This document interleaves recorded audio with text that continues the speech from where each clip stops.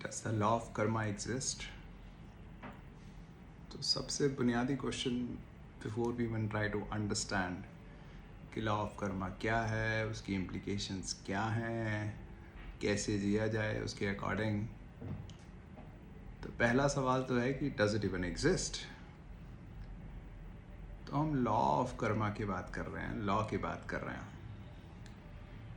अब लॉ कोई ऐसी चीज़ तो है नहीं जिसको हम 5 सेंसेस से टच कर सकते हैं, फील कर सकते हैं, स्मेल कर सकते हैं, देख सकते हैं, राइट। जैसे लॉ ऑफ ग्रेविटेशन है, ऐसा तो नहीं हम लॉ को देख सकते हैं।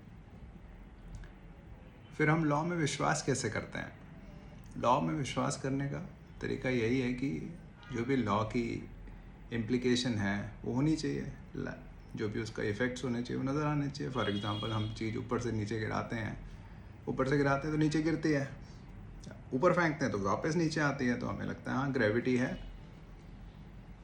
अगर कोई चीज़ हम नीचे की तरफ गिराएं पर वो एकदम से ऊपर चली जाए और जब हम ऊपर की तरफ फेंके वो कभी आए ही ना वापस, तब तो नहीं मान पाएंगे हम ग्रेविटी है।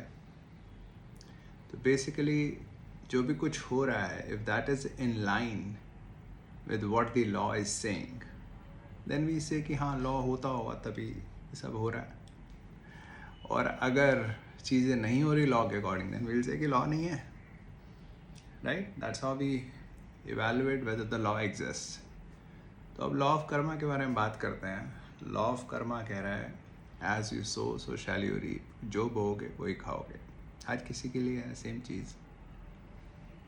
तो when we look around do we see कि सबको वही मिलता है जो उन्होंने बोया है, सब फेयर है। अनफेयरनेस तो हो ही नहीं सकती लॉ ऑफ कर्मा में, क्योंकि as you sow so shall you reap, जो तुमने बोया वही खा रहे हो तुम। So do we see fairness all around?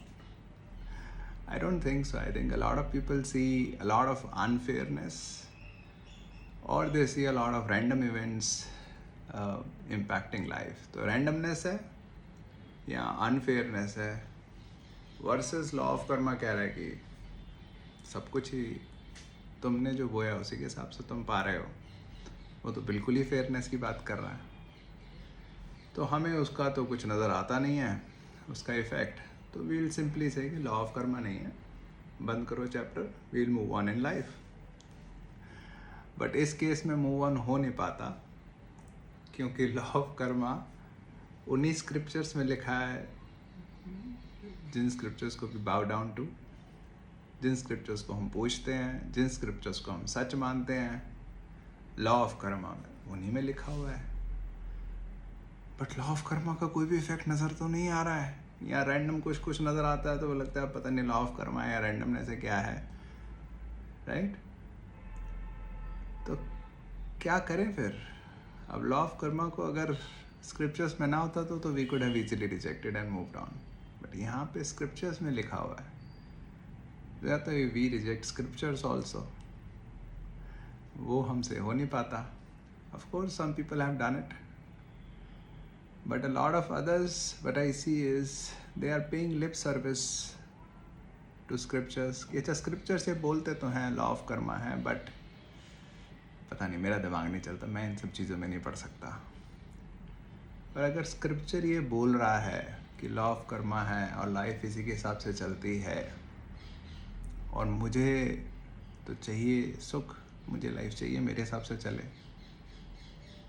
तो अगर तो मैंने इसको सच मानने का एक पोटेंशियल भी दिया, तो मन में तो आएगा कि मुझे समझना है और गहराई से समझना है। बिकॉज अगर इसी से लाइफ चल रही है तो मुझे लाइफ में जो चीज़ें चाहिए वो मुझे पानी है। तो मुझे जिस लॉ से लाइफ चलती है उस लॉ को समझना तो बहुत ज़रूरी हो गया, राइट। पर ये हो नहीं रहा है और शायद इसका ही इफ़ेक्ट है कि हम बहुत कुछ कर रहे हैं पर सुख कम है काफ़ी। तो हो सकता है जो क्वेश्चंस के हम आंसर बाहर ढूंढ रहे हैं, अलग अलग जगहों पे अलग अलग लोगों से पूछ रहे हैं, उस क्वेश्चंस के आंसर्स स्क्रिप्चर में लिखे हुए हैं। और जो स्क्रिप्चर में जो लॉ लिखा हुआ है इसको हम समझ जाएं तो हो सकता है our lives would be much better.